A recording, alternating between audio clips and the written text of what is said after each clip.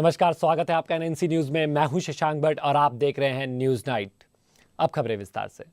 उत्तर प्रदेश में अपराधियों का हौसला दिन ब दिन बढ़ता जा रहा है। पुलिस प्रशासन इस पर अंकुश लगाने में नाकाम होता जा रहा है। ताज़ा मामला गाजीपुर के करीमुद्दीनपुर थाना क्षेत्र का है, जहां दिन दहाड़े एक नाबालिग युवक की गोली मारकर हत्या कर दी और आरोपी मौके से फरार हो गए।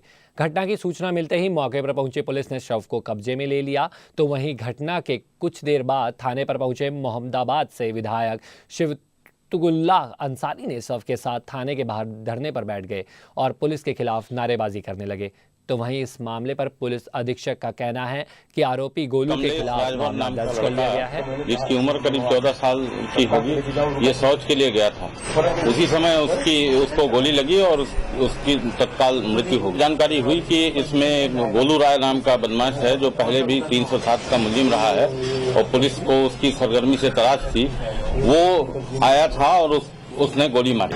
एक निरीह बालक की अपराधियों द्वारा हत्या की गई है और पुलिस मूक दर्शक बनी हुई है, केवल वसूली करने में मस्त है। हम सब यहाँ इस मांग को लेकर बैठे हुए हैं कि हत्यारे गिरफ्तार किए जाएं और ये जो यहाँ इंचार्ज है नपुंसक, उसको सस्पेंड किया जाए। लोकसभा चुनाव से पहले कौशाम्बी व इलाहाबाद एसटीएफ को बड़ी सफलता उस वक्त मिली जब NH2 पर वाहन चेकिंग के दौरान मध्य प्रदेश से लाई जा रही अंग्रेजी शराब से भरा एक ट्रक पकड़ा और उसमें 1240 पेटियां शराब बरामद की, जिसकी लागत 25 लाख रुपए बताई जा रही है। आपको बता दें कि पकड़ी गई शराब पर मध्य प्रदेश का लेबल लगा हुआ है। दरअसल मुखबिर की सूचना मिली थी कि NH2 पर मध्य प्रदेश से ट्रक में भरकर शराब लाई जा रही है, जिसका इस्तेमाल लोकसभा चुनाव में हो सकता है। मध्य प्रदेश सतना के अमरपाटन से अवैध रूप से अंग्रेजी शराब लाई जा रही है। टीम ने छापा मारकर मंदर मोड़ से एक ट्रक 10 टैरा है, जिसमें अंग्रेजी शराब बरामद हुई। लगभग उसकी मात्रा 1100 लीटर है। 2 आरोपी गिरफ्तार हुए हैं। पूछताछ चल रही है और जो विधिक कार्रवाई होगी। उत्तर प्रदेश के कौशाम्बी जिले के कोखराज के केशवपुर गांव में एक दिल दहला देने वाली घटना सामने आई है। दरअसल गांव की एक महिला अपने मायके न जाने से इस कदर नाराज हुई कि उसने अपने 3 बच्चों के साथ खुद को कमरे में बंद कर आग लगा ली और जब तक परिवार के लोगों को इसकी बात की जानकारी होती और कमरे का दरवाज़ा तोड़कर उसे बचाने की कोशिश करते, तब तक कुछ बहुत देर हो चुकी थी और कमरे के अंदर विवाहिता सहित दोनों बच्चों की मौत हो चुकी थी। मौके पर पहुंची पुलिस ने तीनों शवों को कब्जे में लेकर पोस्टमार्टम के लिए भेज दिया है और मामले की जाँच में जुट गई है। महिला है, उम्र लगभग 33 वर्ष उसकी है।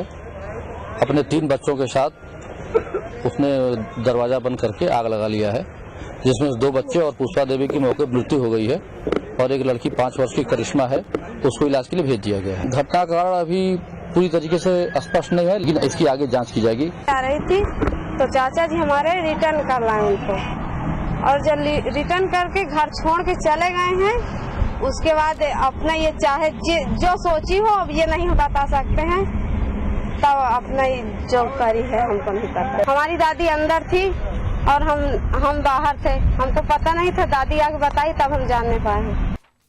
बढ़ते अगली खबर की ओर। सोनभद्र ओबरा थाना क्षेत्र के ओबरा रेलवे स्टेशन पर आउट एरिया के पास कटनी पैसेंजर व इंटरसिटी एक्सप्रेस में टक्कर होने से 2 लोगों की मौत हो गई और दर्जनों लोग घायल हो गए। घायलों को ओबरा परियोजना अस्पताल में भर्ती कराया गया है। दरअसल ओबरा रेलवे स्टेशन पर पहले से ही कटनी पैसेंजर खड़ी थी और पीछे से आ रही इंटरसिटी ट्रेन ने टक्कर मार दी, जिस पर मौके पर मौजूद 2 लोगों की मौत हो गई। घटना की जानकारी देते हुए चौपन मंडल के यातायात प्रभारी ने बताया कि इंटरसिटी ट्रेन पीछे से इंटरसिटी आई, मार दिया धक्का। तो बैठे थे हम लोग, न जब हुआ एकदम धुआं का मारे थे, जैसे विस्फोट हुआ उस तरह से आवाज आई। पैसेंजर खड़ी हुई थी, होम सिंगल आउट था, पीछे से इंटरसिटी आई है। एक ही खराबी है, अब जांच की जाएगी। इसमें जांच हमारे CRS साहब आ रहे हैं। 2 लोगों की मौत हुई है, देख रहे हैं आप, और बाकी इंजर्ड में 5 लोग हैं। हमीरपुर लोकसभा क्षेत्र से भाजपा प्रत्याशी पुष्पेंद्र सिंह चंदेल पर चुनाव आचार संहिता के उल्लंघन का मामला सामने आया है। दरअसल महोबा कोतवाली के अंबे पैलेस में बीजेपी प्रत्याशी ने अपने पक्ष में मतदान कराने के लिए एक भोज का आयोजन किया था और काफ़ी लोग इस भोज में शामिल भी हुए थे। सूचना मिलने पर मौके पर पहुंची उड़न दस्ते और निगरानी विभाग की टीमों ने इस आचार संहिता का उल्लंघन माना और कड़ी कार्रवाई करने की बात कही। आरएलडी की प्रमुख अजीत सिंह के बेटे और मथुरा के सांसद जयंत चौधरी ने अपना नामांकन दाखिल कराने के बाद कहा कि जनता ने जो विश्वास मुझ पर दिखाया है उसे अपने खून पसीने से चुकाऊंगा। का दौर जो निरंतर चलता है और राजनीति एक माध्यम होता है कि समाज के काम हो, समाज के लोगों की मदद हो और देश और समाज निर्माण में अपना योगदान दें। उसी तरीके से मैंने देखा है ब्रज के विकास के लिए पिछले 5 साल यहाँ के लोगों ने, बहुत योग्य लोगों ने साथ दिया और आज जिस तरह से उत्साह के साथ लोग सड़क पे आए, मैं समझता हूँ कि मेरा फर्ज बनता है कि जो विश्वास उन्होंने जताया है उसके बदले में मैं उनको मेहनत करके अपने पसीने से चुकाऊँ। मैं करूँगा। हेमा मालिनी सामने है, क्या लगता है कितनी फाइट देंगे? देखिए, बॉलीवुड में आपने देखा है कुछ फिल्म हिट होती हैं और कुछ फिल्म फ्लॉप होती हैं। अभी जनता तय करेगी। अगली खबर भी लोकसभा चुनाव से ही है। लोकसभा चुनाव में अपने अपनी जीत का दावा कर रहे सभी पार्टियों के प्रत्याशी अपने प्रचार प्रसार में पूरी ताकत झोंक रहे हैं। क्या कुछ कहते हैं अध्यात्म के रास्ते को छोड़कर इस बार चुनावी महासमर में कूदे पूर्वी दिल्ली बीजेपी के प्रत्याशी महेश गिरी। उनसे बात की हमारे संवाददाता लोकेंद्र त्यागी।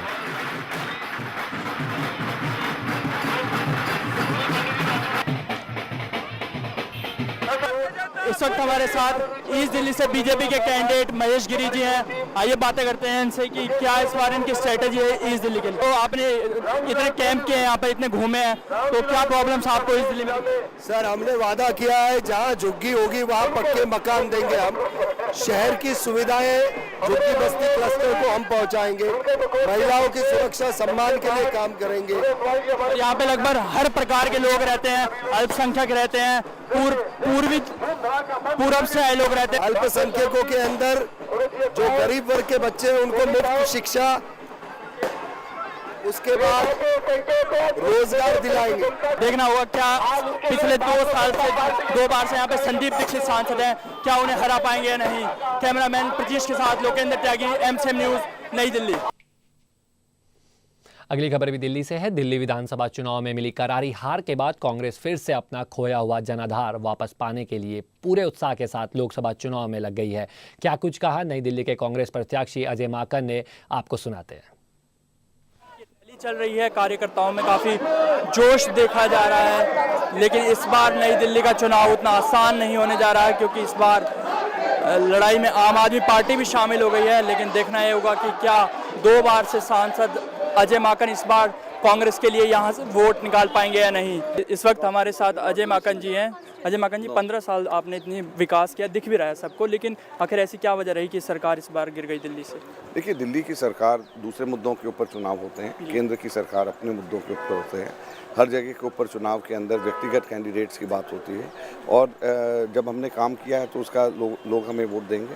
और बीजेपी की मजबूत सीट मानी जाती थी, लेकिन आपके आने के बाद कांग्रेस मजबूत हो गई है, लेकिन इस बार मुकाबला तिकोनी है, तो क्या लग रहा है आपको? मैं जीतूंगा, अच्छे वोट से जीतूंगा। और इस बार आपको लोग क्यों वोट दे और नेक्स्ट 5 इयर्स के लिए क्या प्लान है? जो मैंने काम किया उस आधार पे वोट दें। तो ये थे अजय माकन जी, जिनका कहना है जो इनका काम किया है उसी के बल पे इस बार दिल्ली की जनता उन्हें फिर वोट देगी। और असेंबली इलेक्शन और लोकसभा इलेक्शन में बहुत फर्क है और इस बार अजय माकन जी फिर से जीतने वाले हैं। कैमरामैन प्रतीश के साथ लोकेंद्र त्यागी, एमसीएम न्यूज़, नई दिल्ली। जैसे जैसे चुनाव नज़दीक आता जा रहा है वैसे वैसे प्रत्याशियों के समर्थक पूरे जोश में उनका आत्मविश्वास बढ़ाने में जुट गए हैं। क्या कुछ कहते हैं नई दिल्ली से लोकसभा क्षेत्र से बीजेपी के समर्थक, इसका जायजा लिया हमारे संवाददाता लोकेंद्र त्यागी ने। यहाँ पर बीजेपी की रैली होने वाली है और कार्यकर्ताओं में काफी उत्साहित दिखाई दे रहा है, जैसे कि आप देख सकते हैं। जी, आपसे जानना चाहूँगा कि इस बार मोदी की क्यों प्रधानमंत्री बनने जा रहे हैं? इतनी करप्शन कांग्रेस के जमाने में हुई है और इतने स्कैम हुए हैं कि उनको कोई ठीक करने के लिए डिक्टेटर चाहिए और उसमें क्वालिटी मोदी नहीं है। ये इसलिए आवश्यक है कि जिस प्रकार की लचर नेतृत्व अब तक रहा है वो किसी प्रकार की समस्याओं से जूझने को तैयार नहीं है। 272 तक पहुंच जाएंगे। 272 क्या 372 की बात करो। अब एक तीसरी पार्टी भी खड़ी हो रही है, आप उसको कितने अस्तित्व देखते हैं? वो हम गिनती में समझते ही नहीं। आम आदमी पार्टी अब एक बार गुंजाइश कर लिया पब्लिक ने, दोबारा नहीं करेगी। तो कार्यकर्ताओं को तो साफ कहना है 272 की बात मत कीजिए, इस बार मोदी 372 पे पहुंचने वाले हैं। लेकिन ये तो अब 16 मई को तय हो जाएगा कि 272 मिलता है या 372 मिलता है। कैमरामैन रमेश के साथ लोकेंद्र त्यागी, एमसीएम न्यूज़। वैसे तो दिल्ली देश की राजधानी है, लेकिन इसे साफ सुथरा रखने का दम भरने वाली केंद्र में बैठी सरकार को शायद झुग्गी झोपड़ियों में रहने वाले लोगों के विकास के बारे में चिंता नहीं है। प्रधानमंत्री आवास से मात्र 500 मीटर की दूरी पर बसी ये बस्ती आज अपने जनप्रतिनिधियों का इंतजार कर रही है। क्या कुछ कहते हैं इस बस्ती के लोग, इसका जायजा लिया हमारे संवाददाता लोकेंद्र त्यागी ने। प्रधानमंत्री का आवास, लेकिन अगर इधर की तस्वीर देखेंगे तो आपको लगेगा कि कितनी खोखली तस्वीर दिखाई जा रही है दिल्ली की। वहां से पिछले 15 साल से शीला दीक्षित यहाँ की विधायक थी, पिछले 10 साल से अजय माकन यहाँ के सांसद हैं और 10 साल से मनमोहन सिंह यहाँ पर रह रहे हैं। मतलब पिछले 10 साल में लगभग कांग्रेस का राज रहा है यहाँ पे। कांग्रेस प्रगति की बातें करती है, कांग्रेस देश की बात करती है, लेकिन कभी उन्होंने अपने सामने मात्र 500 मीटर दूर झांक के नहीं देखा कि क्या हो रहा है। पानी नहीं है, मूलभूत सुविधाएं, टॉयलेट नहीं है यहाँ पर, तो लोग किस तरह से जिंदगी अपनी जी रहे हैं ये आप समझ सकते हैं।